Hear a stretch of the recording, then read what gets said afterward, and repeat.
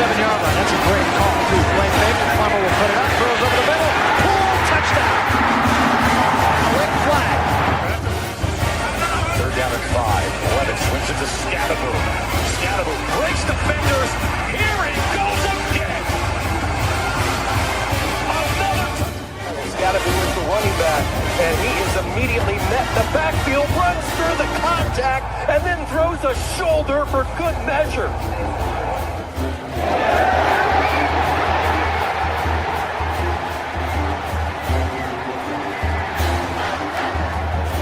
Revenge on this team this year. That is true. High in the air. Right center field. Brandon comes in. Welcome to 2025. Today. He's run the other way. It's still going back. That's the drag. Locks up and down. Edwards pulls off and buries it. Richardson drives out for Robbie Ryan. Her 3 right on the money.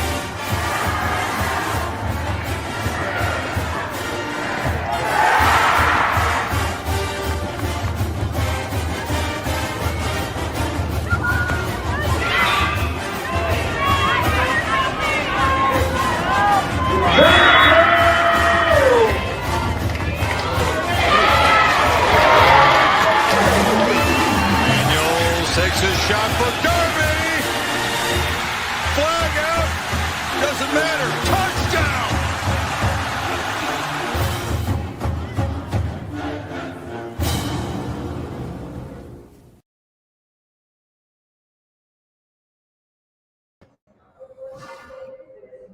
All right. Welcome into Pitchfork Lunch, guys, and we are getting rolling right away. I put this in the universe yesterday, and the man, the myth, the legend, who I have mentioned so much and so many of his tweets, is joining us. I am Michael here too, as we get the show started, as he is in Maui in the morning after a late night last night. How to get on? And, It's show. Red Devil joining me. What is up, my brother? Thank you so much. Can you hear me? I don't even know. I don't hear myself. I can hear you. I got you. You hear me? How do I Totally do it? got you. I can hear you. Okay, I'm on the show. I can't hear you. I can hear you. Is your mic muted? Okay. Can you hear me? Oh, okay. Can you hear me? You got me? Oh, please tell me you got me. Can you hear me? I got you. Yes. I hear you. I can hear you. Give me a thumbs up if you can hear me. I can totally hear Oh, you. well, I can't hear you, so. Go Devils. Stage, remove from stage. How about now? No, everything's, oh my God. I can't hear you. No, I can't. Oh, this is crazy. I hear you. Hey, okay, you know what?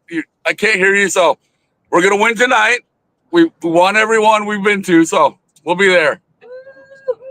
Go Devils! Yeah. Go Devils! There we go.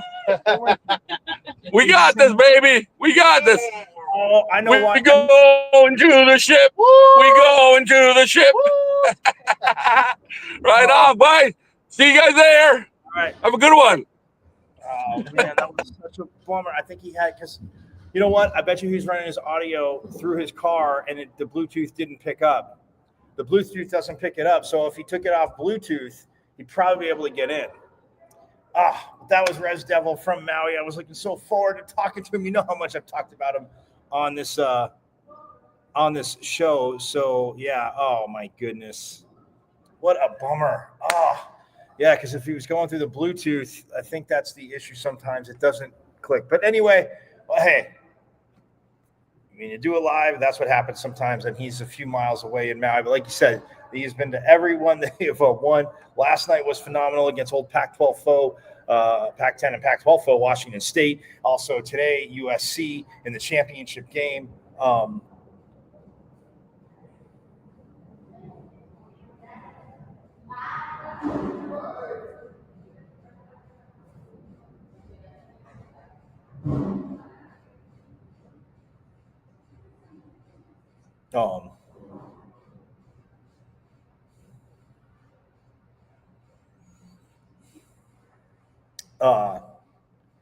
So yeah, he was in Maui. Oh man, almost made it work, over the ocean.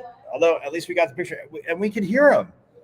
I just think because maybe he was going through his Bluetooth, it was. And again, I don't get the technology, but I know you guys are going to get a laugh about that one, right?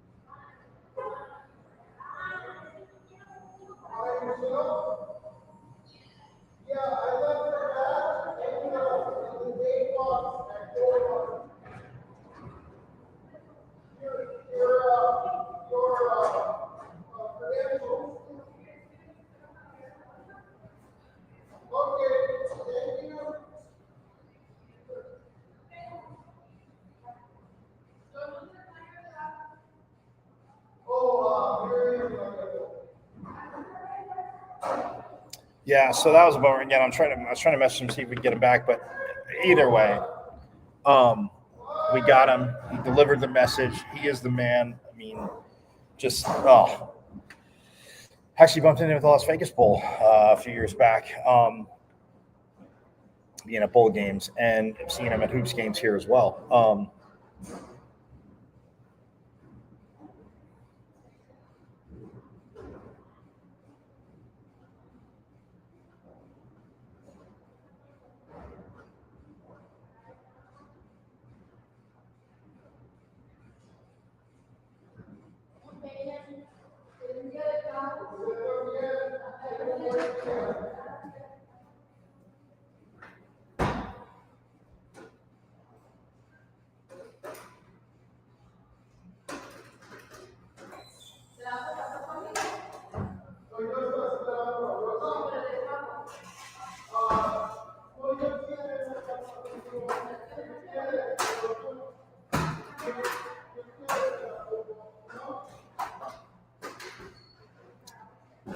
Oh, Res Devil said he tried again. He was gonna try again, but they're getting closer to the game. So that is that again. I know bad open, crazy open, not bad, crazy. Uh,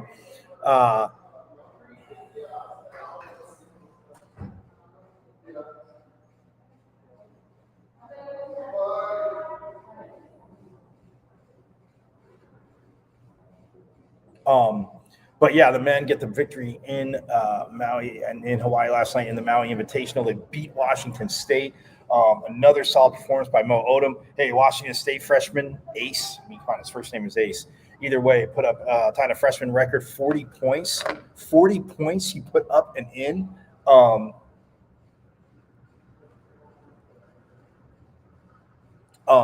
He put up an in-hell performance from Mo Odom, another hell performance. Pig Johnson, man, attacking the rim. Oh, and again, I have an analogy I'm going to give you in a minute or a little bit. But yeah, absolutely awesome that they were able to do that.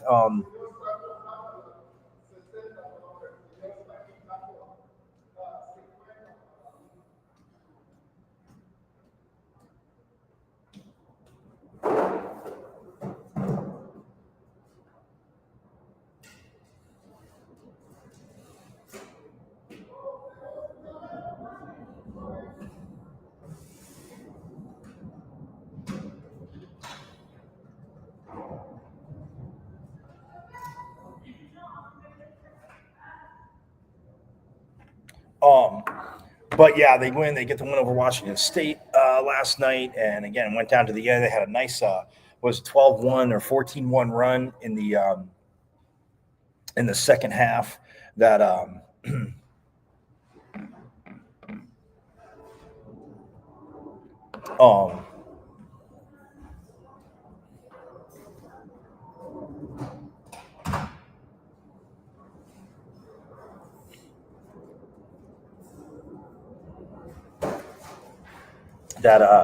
got them back in the game. Washington State had a lead.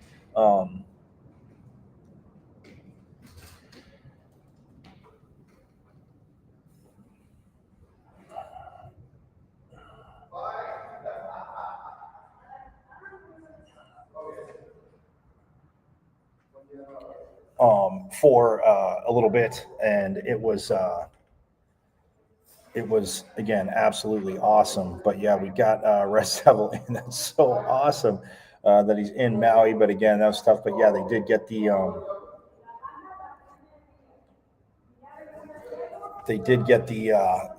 the men got the victory again. So they play USC in about 10 minutes, 10, 12 minutes. But we'll see. Maybe he jumps back in. If not, no worries. Hopefully I'll definitely aim to catch up with him very soon, because again, he is such a great staunch reporter supporter. He reports on things too of ASU. So again, absolutely awesome that he took time to try that from the car, and everybody was very stoked as they're getting set to be at the game, which again tips off in about 10-15 minutes.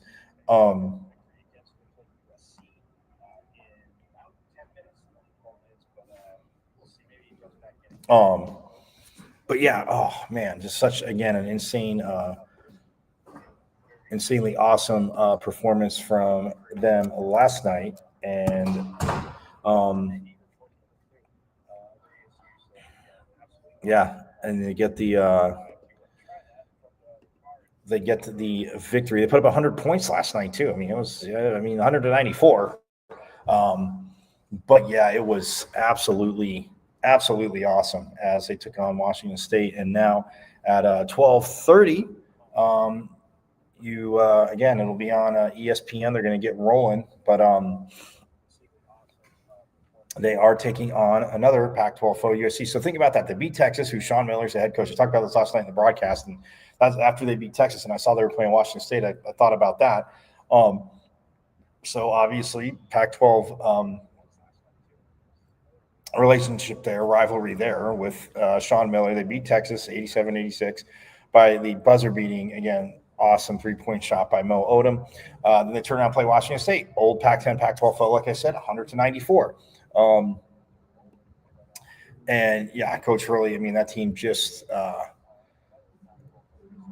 rocking it. Washington State outscored them 48-42, so they're up by 6 at halftime. And then the Devils outscored them by 12 in the second half, 58-46. And yeah, Ace Glass the third, 40 points for that young man leading. He was 9 of 14 field goals, but he was 6 of 9 for 3, and then he had a 16 for 18 night from the free throw line as well. So I mean, 40 points. 2 assists, 3 boards, 1 steal for Ace Glass III, who tied a Washington State record. But yeah, I mean, and they still had 3 guys in double figures. He had the 40. Ameli Yalaho had 12, and Tomas Tharstarson had 11. But yeah, I mean, 40 of the 94 points. That's insane for our Devils, though, guys. Forks up to the win on that. Absolutely, as Mo Odom again had 36 the other night, but 26. He was 6 of 9 from the field. I mean, very efficient. 5 of 7 from the arc, and guess what? 100% from the free throw line. Mo Odom 9 for 9. Him and Bryce Ford. I mean, Bryce Ford was 2 for 2, but yeah, I mean, they were 23 of 29 from the free throw line. Neutral site, but on the road. And guess what that is, guys? 79%, just about 80%. Yeah, you're hitting that on the road. Big ups. Absolute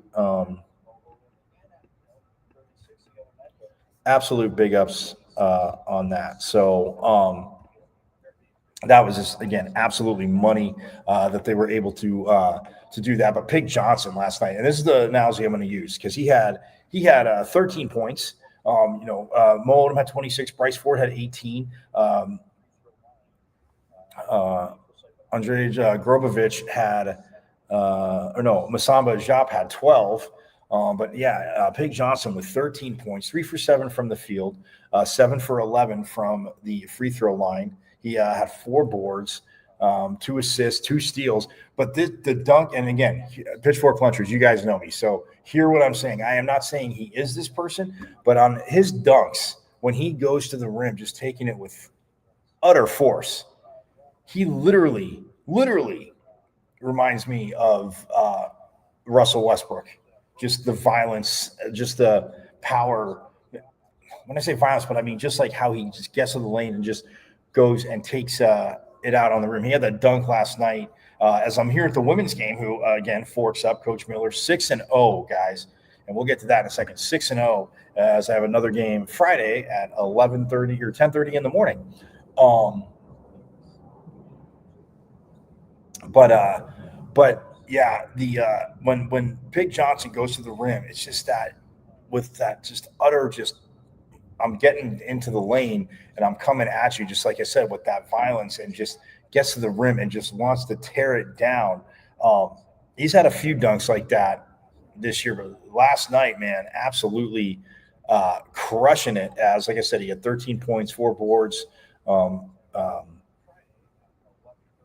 They had 29 rebounds and Washington State had 26. So again, staying above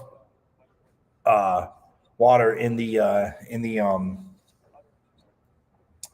rebounds, which again, out rebounding, especially want to get a few offensive in there, but get those defensive rebounds, limit them to one shot. I mean, look at points in the paint, much better than against Texas. 26 points in the paint for Washington State. Who ASU find they had 11 turnovers, which again I know coaches will say is, a little too much. ASU had 10, but yeah, they were 7 for 10 from the free throw line in the first half with the Devils. And again, I talk about this a lot and I say it, but you're on the road. If you can shoot 75% from the free throw line, I think you're going to put yourself in a pretty good position to win. And 79%, just about 80% last night. They were 7 for 10 or 70% in the first half. And then they were 84% in the second half, 16 for 19. And like I said, Mo Odom 9 for 9, Bryce Ford 2 for 2, Grabovich 1 for 2, Johnson, like I mentioned, 7 for 11, Mukeba 3 for 3, Marcus Adams Jr. 1 for 2. So yeah, I mean, you're making those at a high clip, and you're Bobby Hurley and the staff, like, again, it's early on, and they are now 5-1. Right, 5-1. 1, 2. Yeah, their only losses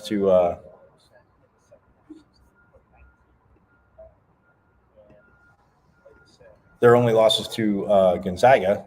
So yeah, that in and of itself.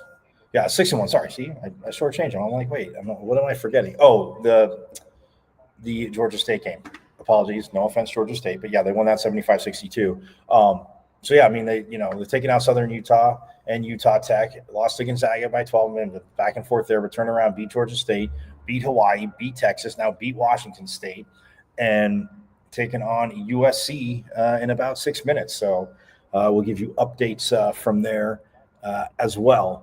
That game. But the women's game, guys, last night, they beat Utah Tech. And, man, absolute control. 62, check this out, 62 rebounds. 62 for the women last night, which was, again, just absolutely – and they won 81-54. Yeah, 81-54 over Utah Tech. And oh my goodness, it just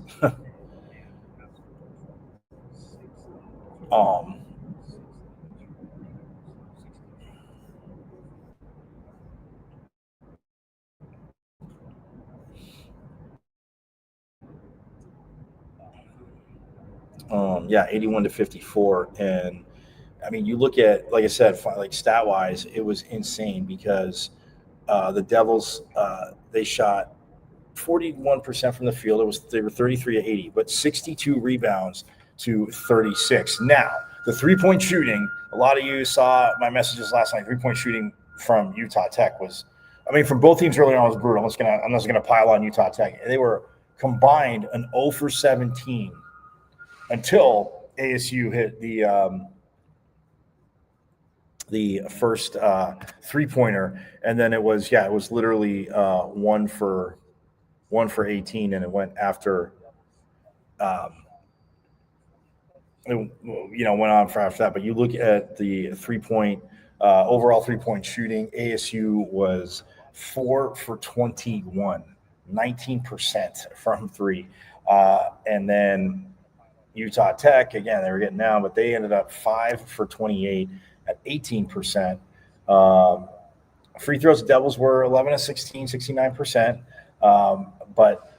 And also 9 of 12 was Utah Tech, 75%. But yeah, I mean, that's percentage-wise, it's a little tough. And then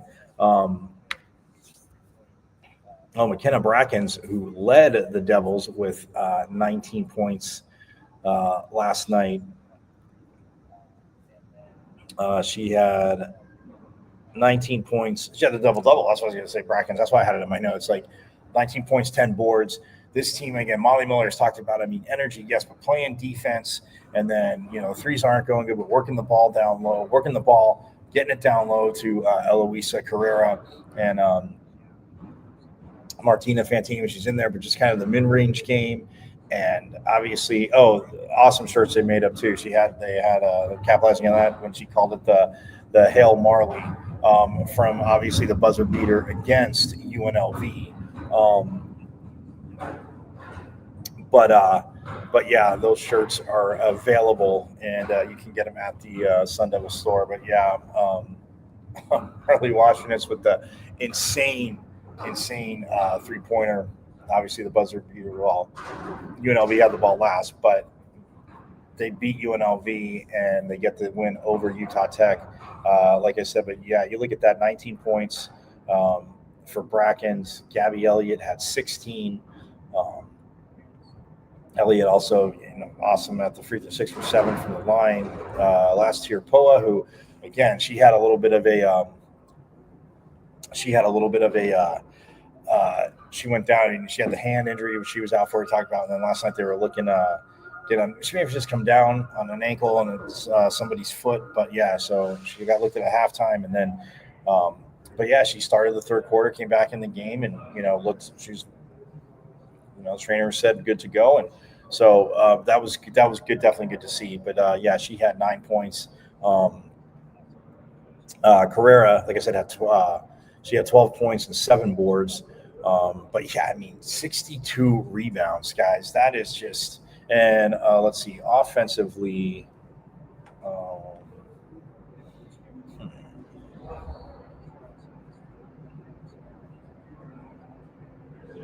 23 of those 62 were offensively. So yeah, and then obviously 39 defensively. But I mean, you're getting second chances. You're limiting them to just one. Man, 40 points in the paint last night. I mean, again, Molly Miller, like I said, there's things that they're going to grow, and yes, they do have to improve. But the thing you look at is you're 6-0 doing this and growing and working on stuff. And yeah, conference play is going to get tough. The men, obviously 6-1 now, as they have tipped off against USC. In the Maui Invitational, and well, Southern Cal did get the first hoop, but the starters, Mo Odom, Bryce Ford, Santiago True, Msamba Jop, and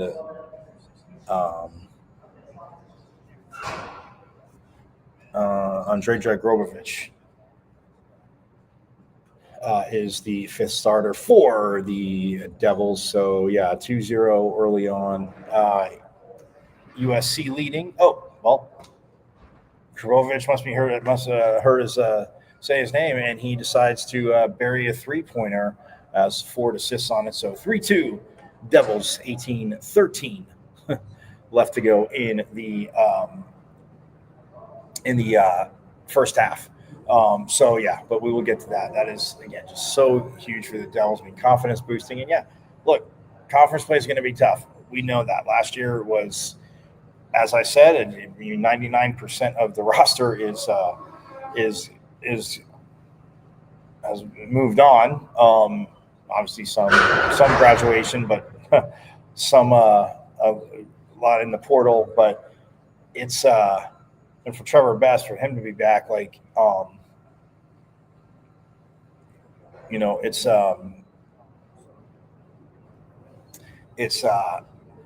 just a different team. But in last year's team, like I talked about it, they fought. They just, you know, got late in the game, got in late game situations, and it just didn't turn out their way. But conference play, as we know, is going to be just a gauntlet in the Big 12. But you start stacking wins now, and you build that confidence. You're in these situations, guys. I know it's coach speak, but they're cliche. You can say it's cliche because it's true. It's a cliche, adage, whatever. But you get in these situations, and you can pull from them and draw from them. It's going to make you a little tougher to beat. So, again, I know Sun Devil Nation is going to be very cautiously optimistic this day and age. It's all about, well, that team didn't do this, and well, this team won, but this team didn't do this, didn't do that. Well, once again, like going back to Mike Tyson's quote, everybody's got a plan until you get punched in the mouth. Then what's your plan? So, yeah, everybody's got to adjust, all that good stuff, but it's still, it's still, again, very, very, to stack these wins and draw from that situation, and going into conference play, as we know, and I mean, again, Territorial Cup in football this week, but look what that team down south has done so far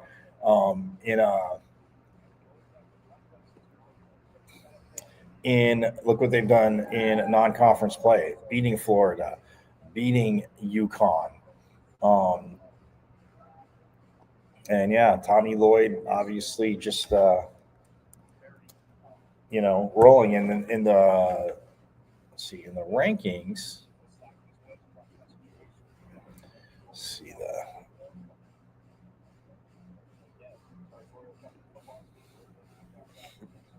In the rankings, well, Purdue is the number one team in the country. The kid just came out these week 4 rankings. Purdue 6-0. They got 46 first place votes. The number 2 team and the number 3 team, both in the Big 12. So when I say it's going to be daunting, obviously.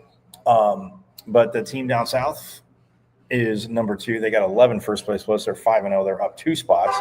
And then Houston they're number 3. They got 4 first place votes. But Houston last night lost to Tennessee 76-73. So they now have suffered their first loss, the number 5 team, number 3 team in the country. So we'll see what they do this weekend. But so Arizona, like I said, they're number 2. Houston's 3. Then you have Duke at 4. UConn, who Arizona beat, drops 2 spots from that down to number 5. And then 6 through 10 is Louisville, Michigan, Alabama, Big 12 foe. BYU is at 9. And then Florida's at 10. And then you have Michigan State, Gonzaga, Illinois, St. John's, Big 12 foe, Iowa State at 15. And then 16 through 20, North Carolina, Tennessee, UCLA, Kentucky, and Big 12 foe, Texas Tech at 20. And then Auburn, Arkansas, NC State, Vanderbilt, and Indiana.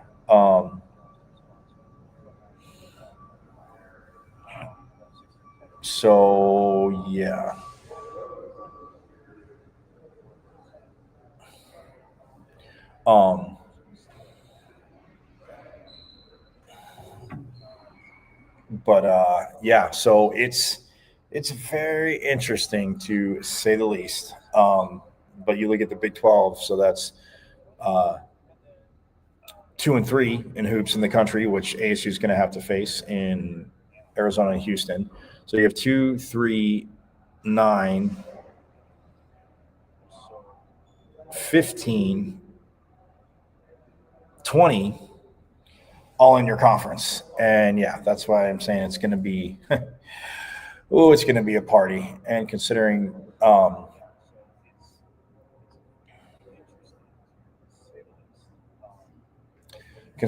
obviously the depth. So in the conference, you see Kansas not ranked.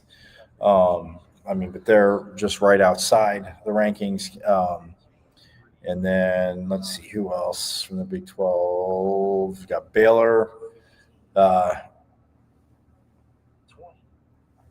And then, Oklahoma State as well. So, and Kansas just dropped from the rankings. So again, it's going to be very interesting. But yeah, look what ASU's doing. That's absolutely phenomenal. As again, they just hit the under 16 timeout, and the Devils are up 11-9. So far, Truett leads the team with 5 points. So yeah, it's going to be see what they can do against Southern Cal, but very awesome in the championship game, 6-1, and they'll be. I think they're staying tonight, from what I understand. They're just staying and then they're flying back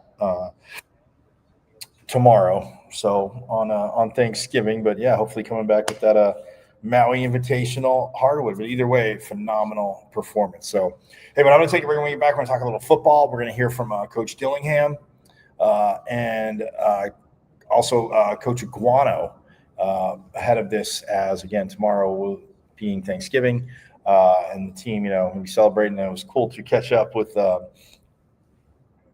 Xavier Alford out at practice. He was hanging out there today, so awesome to catch up with him. He'll be at the game on Friday, which is good to see because obviously he was shut down for the season, and but yeah, he's doing good in good spirits. So love to see that. Forks up to him again. We'll get him on the show. The 100-yard landlord, as he's better known. So we'll take a quick break. When we get back again, we're going to talk Territorial Cup football, also volleyball. The Big 12 champs come home. Hey, they still got to finish out the regular season against Cincinnati tonight and West Virginia on Saturday. So again, a lot to get to, but we will get to it, and we will have more coming up here on Pitchfork Lunch.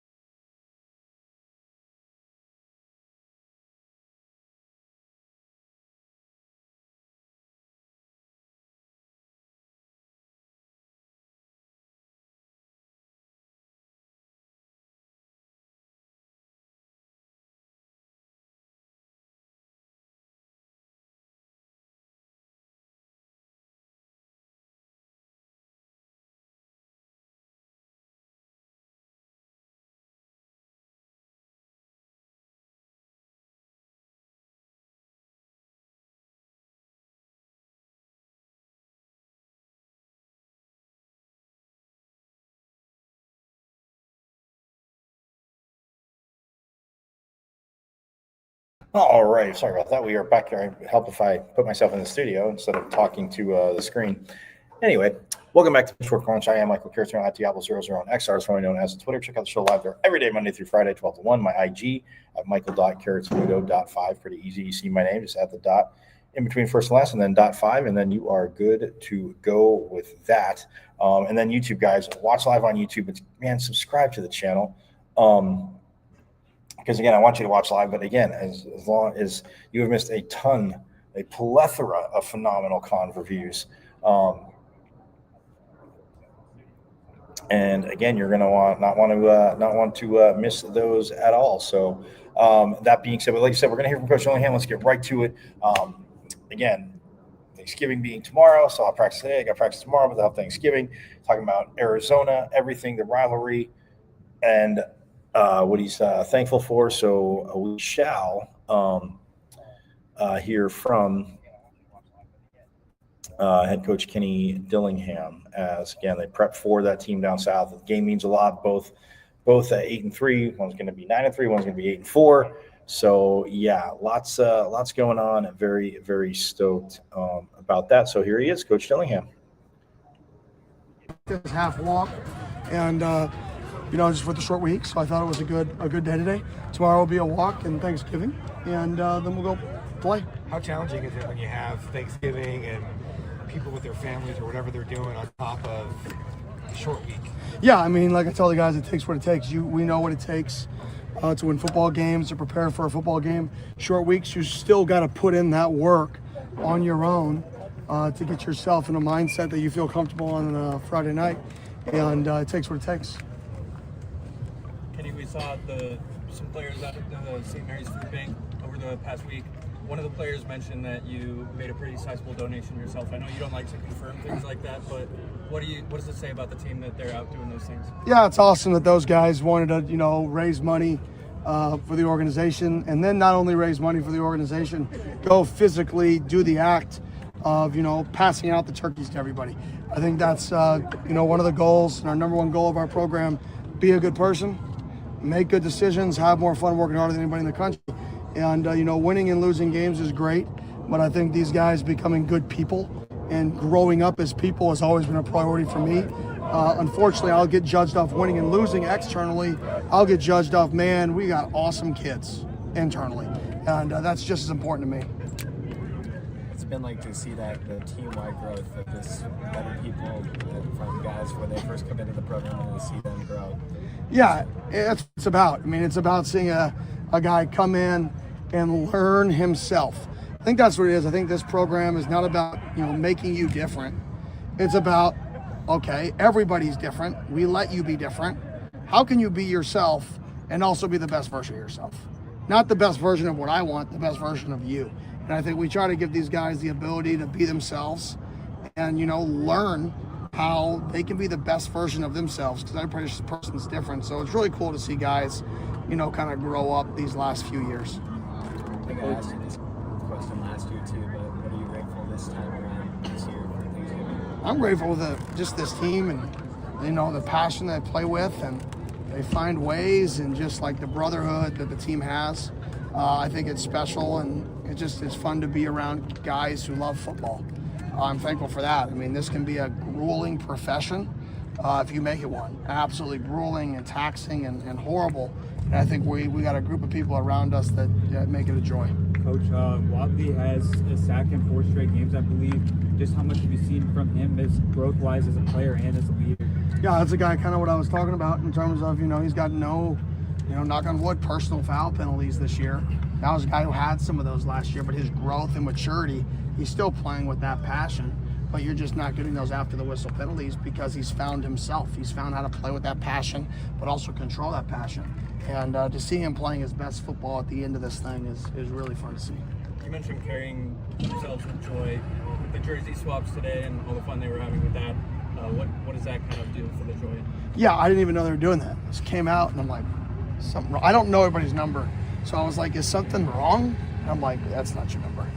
Right? Well, you're in the wrong color jersey, right? You're an offense. Miles, you're whatever. So it was fun that they wanted to do that on their own. It just shows you that they appreciate the moment they're in. That we didn't have to say anything. that they are aware and they appreciate, these last days of this team kind of together. The last time we're going to take the field together in our home stadium, that they're aware and they appreciate it.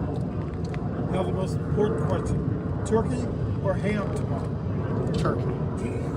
Yeah. Kind of rhetorical, I think. Yeah, it's just for fun. For shits and giggles. No doubt. Turkey. You have a favorite side dish?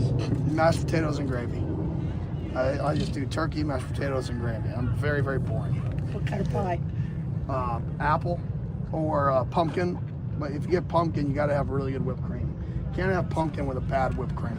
It's got to be an elite level whipped cream. What about sweet potato pie? Pumpkin or apple with an elite level whipped cream. Arizona's defense had a pretty remarkable turnaround. You look at them. What makes them so effective this year? Yeah, well, one, they have a lot of veterans back there.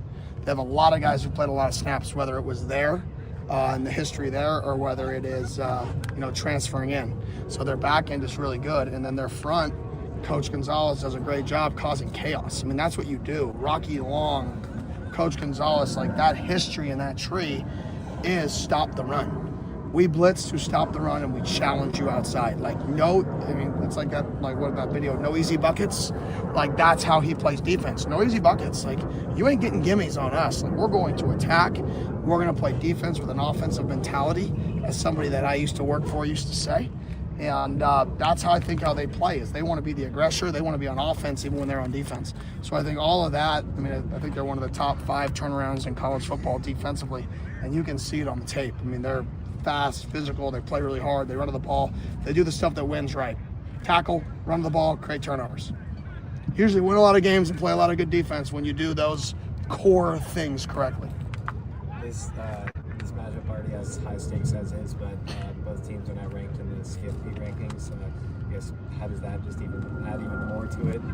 Yeah, awesome for the fans and the environment and the narrative. Doesn't really change us and how we prepare, how we're going to play. But it is cool for, the state to have 2 really good football programs. And unfortunately, I know one team's going to win, one team's going to lose. Like, that sucks. Both teams had phenomenal seasons. Both teams had great seasons. Now we have a second season. And, this is like, I call it the walking around season. Like, you're either going to walk around and see somebody with the opposing team's colors and, turn your head, or you get to walk around and be like, hello, right, for the next year. That's it. But the season both teams had, I think, are really phenomenal, and I think people got to appreciate what both teams have done all year, regardless of the game. This is just a in-state, one-game season. The other season, the preseason, I think both teams had unbelievable preseasons. You guys good? Thank you. Thanks, Coach. Thank you.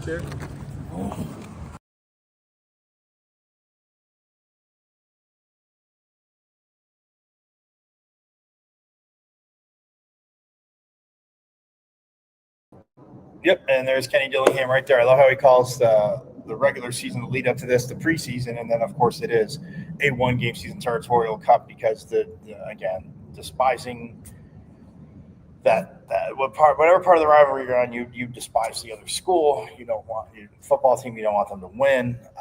Like I say, the school down south, they never wanted us to be an accredited university, and Rudy, who's the best, Sun Devil Rudy, who is the best, been around for a minute. I got to get him on the show. I got to do a little sit down with him. Maybe got to practice. That'd actually be perfect. I could do it. It'd be awesome because he has got some phenomenal stories. And the history he's been around. Camp being up, and we mentioned it here before on the show. Camp T being up there for, 50 years, 50 experiences of Camp T, and it's just absolutely awesome. So, but yeah, Coach Dillingham saying, both teams, and Danny Gonzalez again, always I get to love Coach Gonzalez,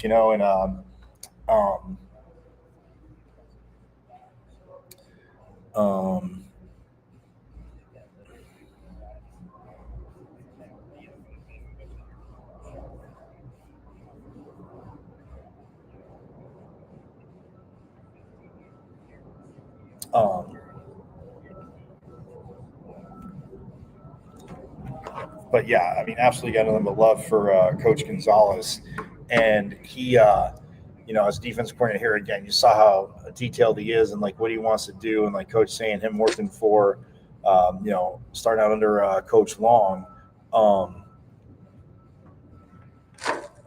That's one of those things that, again, just they're going to, and we saw, I mean, Coach Gonzalez said, yeah, he had the guys, he had vets and stuff like that. But,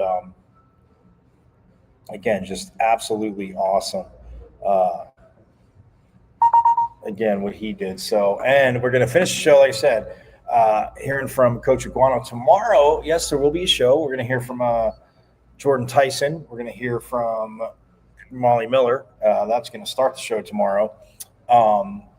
But yeah, just I mean, Coach Iguano, another 1,000-yard running back, Raleek Brown. Eno Benjamin, Raleek Brown, Rashad White, X Faladay, like Cam Scattaboo. Like, it's just, and we asked him about that because it came out, and obviously being part of the rivalry for a while and seeing the rivalry now, obviously like he has the last 7-8 years in different eyes and, maroon and gold shaded goggles, as I always have on here on Pitchfork Lunch, so forks up to that. But yeah, like, when he was coaching at Chandler and how he saw it now, obviously being here at ASU, running backs coach, he was interim head coach, and, obviously Coach Chillingham was one of the funniest part of his opening pressers is like, anybody ask me if I'm keeping Coach Iguano? And so someone's like, just ask, yes, I am retaining Coach Iguano. And, he knows it. Obviously, building relationships, recruiting, like you said, being good guys, and the Ohana being about family. That is definitely Coach Iguano. So,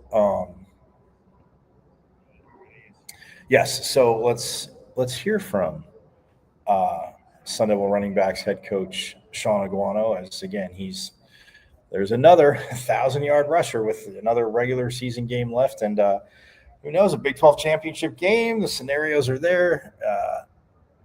Definitely talked about.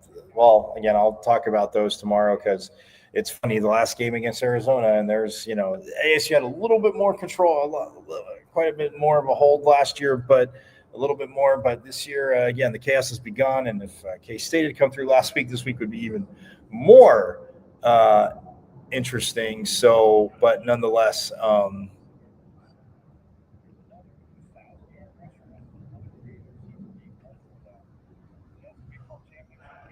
yeah. So, without further ado, here is running backs coach Sean Iguano.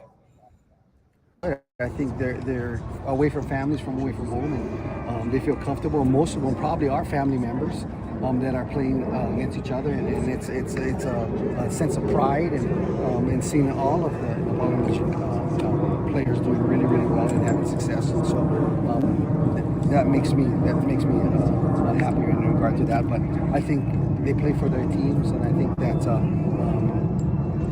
they promote that same family. Coach Brennan does that there, and Coach Dillingham does it here, and so that's why you see so many Polynesian players. And going forward, how do you look to grow that? For us, it's just recruit the best players. It doesn't matter where they come from, but just understanding that hopefully that whole environment rubs off on everybody, and they understand that the family is what we're looking for. And have you seen that on any non-Poly players that have kind of embraced absolutely. I don't think it's just for the Polynesian. I think it's for all of the players. I mean, it doesn't matter what ethnicity you are. I think it's for everybody to feel that family environment and feed off of different cultures. I mean, that's the name of the game, and having these players grow because of that. And when you coached at Chandler, obviously, I mean, you had players that played for both teams, so you're kind of rooting for your players. But now, coaching here, even though they have had some of those players that are down in Tucson, there's one game I guess you're really truly not rooting for them, right? Absolutely not. It feels like the same rival when I was at Chandler at Hamilton. They played with each other. Everybody knows each other. The families know each other. Same with our staffs. But when it comes down to it, it's a rivalry game, and all we care about is making sure that we're successful on our end, and then afterwards we can shake hands and go about the business that way. But I think that it is important to understand that we want to win, and it is for our fan base, for our players, for everybody, and so it becomes serious. And having been a part of this, when you look at the rivalry, man, I know for fans it's one thing, and on the field it obviously gets little frosty, little chippy, but it comes to a point as coaches where you have to, harness maybe that emotion into passion. What's the Absolutely. And since you've been a part of the series, I mean, what's the biggest challenge in that? Especially now that both of these teams, I mean, this year record-wise, I mean, it's one of the kind of more bigger rivalry games in a while. Especially when you're dealing still with young men, right? And you got to figure out what's that balance of being passionate but not emotional. And I've heard that a lot. Being passionate about playing the football game, but not being emotional where you make mistakes, right? And so hopefully you say that over and over with our kids, and then the environment provides that. But sometimes it gets emotional. How do you direct them back in, knowing that we have to make sure that we play a football game? And so sometimes it gets hard, but we have to understand, from a coaching staff, that might happen. So how do we take care of that pre-game or prior to that game happening? And so hopefully it doesn't happen at all. Coach, I apologize if you already answered this, but it's been a 1,000-yard back factory for you in the past few years for guys like Scat, Maladay, and now Raleigh to run that group.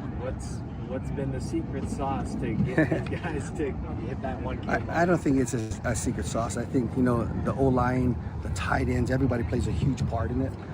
We have been productive. I think that in the room there's an expectations that is set. Hopefully guide, direct them, make them understand the game of football and not take away their athletic ability, making them the best versions of themselves. And I think within those 7-8 years, consistently we've been able to do that, and you've seen the productivity. But there's no secret sauce. I think there's just an expectation that I ask for on our guys' practice, and you've seen them practice probably harder or as hard as any group here, and that goes every day. And so they understand that, and they understand what that leads to. I mean, especially with those guys going off to the league, the 4 of them going off to the league, and so they want to be in that group. And so I'm just proud that they work so hard for me, and gratitude is a huge thing, and I let them know how much I care and love for them, and they play hard because of that. And so I just want to hopefully keep on doing it and keep on producing, but for the team more than just the room itself. How cool is it to see how much they bite in and how much their effort is there, and the relief that the process and expectations you're setting for them is going to get them to where they ultimately want to be and are in the NFL? It all comes to the type of athlete that I recruit to. Those that love football, those that are very intelligent both on and off the field, those that have great character, those that want to work hard and play with a chip on their shoulder. That's exactly the type of guys that I recruit. And you can see that in the room because they're all fighting for positions. And there's 6 guys in the room fighting for one position. And I've been very fortunate to have those guys fight for the last 7-8 years because they see the end goal. And so I think it's because of the type of recruit that I bring in, and then hopefully develop them and let them know that I'm here for them as well. When do you kind of hope that recruits know how they're going to be developed if they come to Arizona State? It's teaching. I still believe you need to teach the game of football, the whys. To me, the whys are the most important thing about being in the backfield. Pass protection, not only the run game and how the run scheme is, but also from a defensive standpoint, structure standpoint. And so it's more of them learning the game, and then they understand when they get to the next level, they can pick it up faster. And that's why I think the Rashads and the Scats and all of those play faster, because they understand the game better. And then providing an expectation, I'm very different, and it's not a standard, it's an expectation, and that expectation is the minimum standard, right? And so, and I've been just very fortunate that I've had great kids be able to do that, but and I've been lucky. What kind of an impact does a game like this have on what you guys are trying to accomplish from an in-state recruiting perspective? It's huge, right? Just because you can walk away with the Tutorial Cup, and you have the bragging rights when you go in the recruiting road, all of that, and you're knowing you're playing a very good team and a very well-coached team with Coach Brennan's team, but I think it plays a huge impact on the road. Scott's going to be back in town this weekend, and the honorary captain. I know his rookie year got cut short, but what was it like seeing the first part of it go so well for him? And just a proud, I say proud dad, and I know Leo, his dad, and we text back and forth. And, just watching him grow and mature, and the biggest thing with Scat is he's having fun. It is a business, and injuries are part of the business, but he's having fun doing it, and he'll get back and play the game the way he plays it. And that's the biggest thing with him. He'll play the game that he wants to play, and that's physical and having fun and doing all the crazy stuff, but he loves the game of football. Sean, where did you see Leak grow the most since you've been working with him? I think in the off season, from in the weight room, the understanding of the game, the pass protection that nobody sees, the route running and adjustments that nobody sees, and when he catches the football, because I think he's put in the time. That's more than just his. Everybody knows he had the athletic ability. Now it's being more of a professional, and that's where I see the most growth in his and maturity in his game. Did you ever reflect on how all these guys have been 1,000-yard rushers? They came from a different high school and an FCS player and a G5 transfer, junior college, and what do you think about being able to do it that way? You know, I think it's, and I've been lucky. Every single one of you look at had a chip on their shoulder trying to prove something. And that's Rashad coming from JUCO, and Scat coming from FCS, and Raleigh coming from someplace where he didn't play as much. So but having them develop and not taking away their personality and not taking away their athletic ability and their strengths, but harnessing that and just directing that and setting expectations.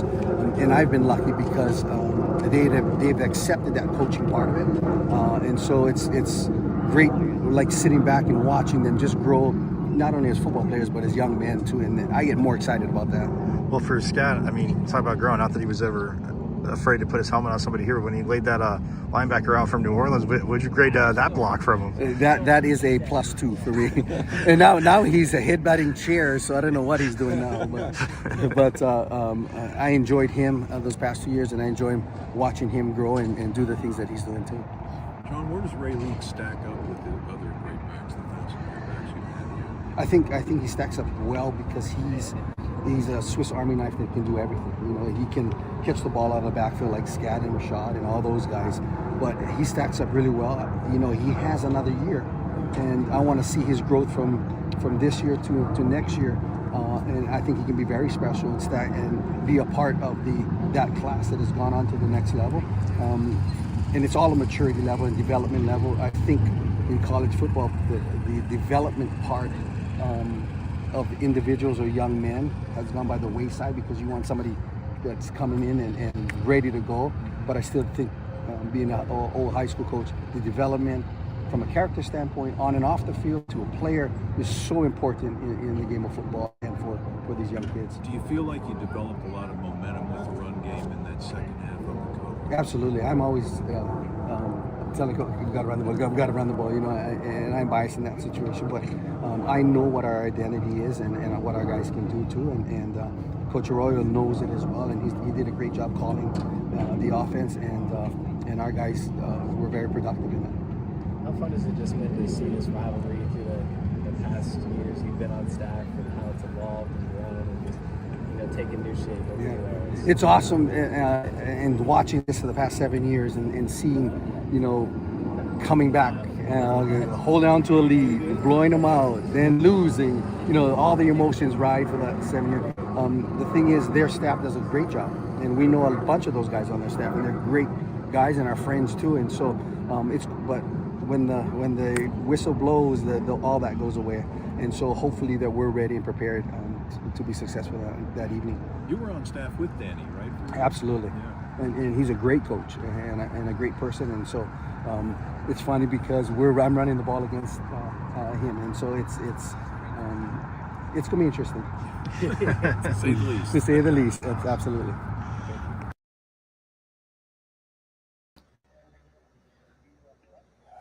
Sean Aguano, again, great, always a great interview. And like I said, as a young reporter, a lot of you Pitchfork players have heard this, covering him when he was at Chandler, and that rivalry said when they beat Hamilton and winning state championships, going over to talk to him, inviting a young reporter into his office and just picking his brain about working with coaches and all these, but and then he fed a young reporter. So, you knew how to win my heart now. But Coach Iguano, obviously, always best. But you heard it right there. I mean, having a 1,000-yard rusher and 1,000-yard rushers. And Chris Carpin has a question. And I was thinking about that, too, when he was talking about really, I was like, wow, obviously another, Power 4, Power 5 transfer, but a JUCO guy, an FCS guy, Cam Scatteroo.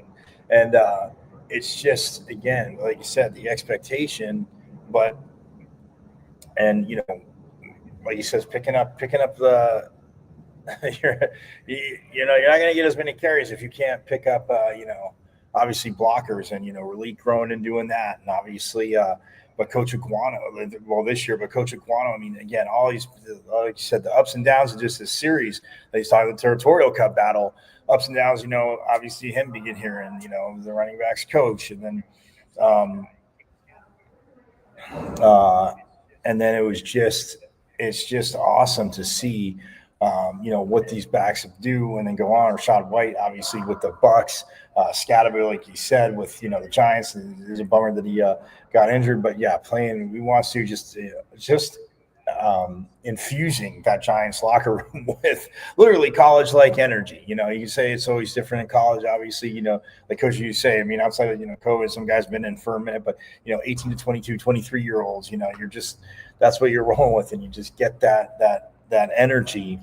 And man, it's just it is awesome to see what Coach Iguano has done. Again, just the job that he does, these backs. And like you said, once the whistle blows, though, it'll be tough. It'll be good to see Coach Gonzalez up here on Friday. And, Friday night game. Again, busy day. Friday, obviously, women's hoops at 10:30 here at Desert Financial. Hockey, Ohio State, 3 p.m., all that good stuff. And then the Territorial Cup at 7 p.m. And, but we'll see.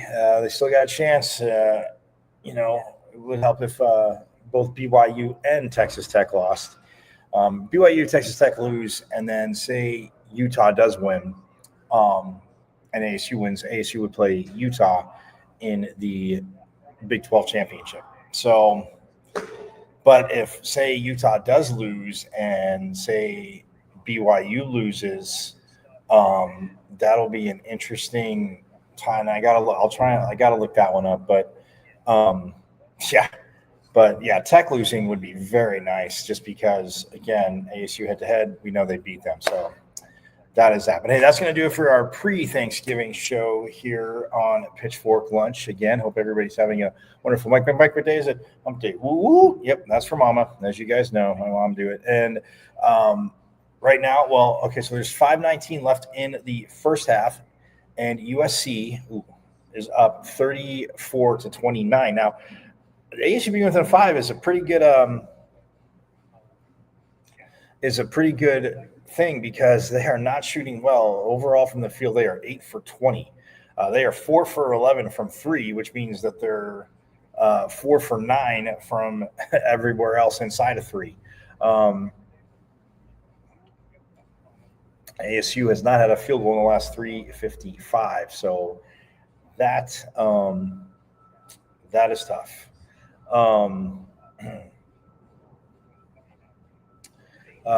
But they're like I said, 40% overall, 36 from 3, but 75 from the free throw line. So that's keeping them in it. And let's see, Santiago Truett is the leading scorer with 7 points. Samba Diop has 6. Mo Odom 4 to this point. Noah Meeson has 3.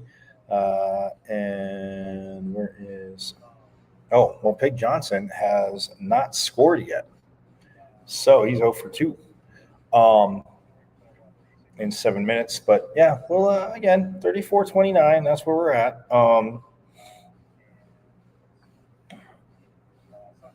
So yes, that is where we're at. But again, women's hoops, they got the win yesterday. They are 6-0 for the first time, guys, since the 1991-1992 season.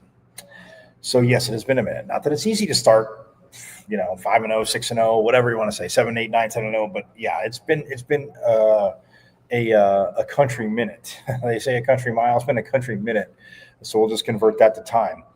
But, yeah, I love what Coach Miller's doing. And the team, again, is buying it. And even on the men's team, it's the same way with Coach Roy. Like, you see the ball moving, the guys playing, and it's just the way that they're playing and the chemistry growing. So it's like I said, it'll be interesting. You know me. I'm excited. It's not just, like I said, all rainbows and unicorns. Yes, their home record has to be better on the men's side, better than it was last year. And, I mean, the women, obviously, they could have as many wins as they did last season before they even get into conference play. So it's energetic. It's awesome to see. Loving it. Obviously, the vibe and the electricity I've talked about, from women's volleyball back-to-back Big 12 champs in football that they started, football and volleyball started last year, and volleyball, continuing it. And, even the vibe we saw in, and it's tough in soccer, but women's soccer, Coach Winkworth doing a phenomenal job there. So, yeah, it's I don't know. It is exciting times, energy all over. And we'll see, obviously, men's and women's swimming, too. Keep it up. Tennis, obviously, they're going to get rolling soon. Baseball, they have their maroon and gold and their maroon and gold World Series and their fall stuff. So, yeah, it's just practice, I should say practice. But Coach Bloomquist, so, yeah, very excited. Hockey, again, getting underway. Ohio State here this weekend. But we'll hit it all. Don't worry. We will get to it. So I will see you tomorrow. Same bad time, same bad channel. Yes, it will be Thanksgiving, but you know what? If you're eating – we'll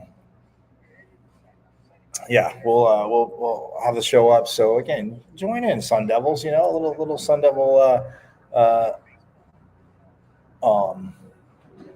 little pitchfork lunch going around Sun Devil Nation. Obviously, never bad. So, but hey, have a great Thanksgiving. Enjoy tonight. Actually, I say have a great Thanksgiving Eve. But yes, tomorrow, same bad time, same bad channel. I will see you then. And you guys know it. #OurState. That is always for that team. Down south, yes, thank you to reigning Big 12, back-to-back Big 12 champs women's volleyball for just reinforcing that. I always say reminding me, reinforcing that with me last season and carrying it on. And you guys know how I feel. Obviously, go Devils. And as always, Forks out. Oh, by the way, 39-36. USC is leading ASU, but it's close to the Maui Invitational. I want to bring home that trophy. So, Forks up. I went to Arizona State. Right. I'm a Sun Devil, man. 27-yard line. That's a great call. Wayne Baker, Plummer will put it up, throws over the middle. Pull, touchdown. Quick flag. 3rd down and 5. 11 swings it to Scadaboo. Scadaboo breaks defenders. Here he goes again.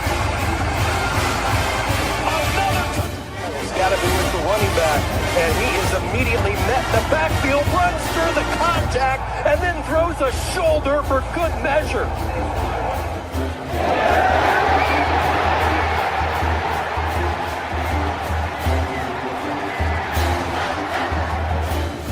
Chuck this deep this year. That is true. High in the air. Right center field. Brandon Compton. Welcome to 2025. Today. Just run the other way. It gets no going back. That's the drag. Locks up and down. Edwards pulls off and buries it. Richardson drives out for Robbie Ryan. Hurt 3 right on the money.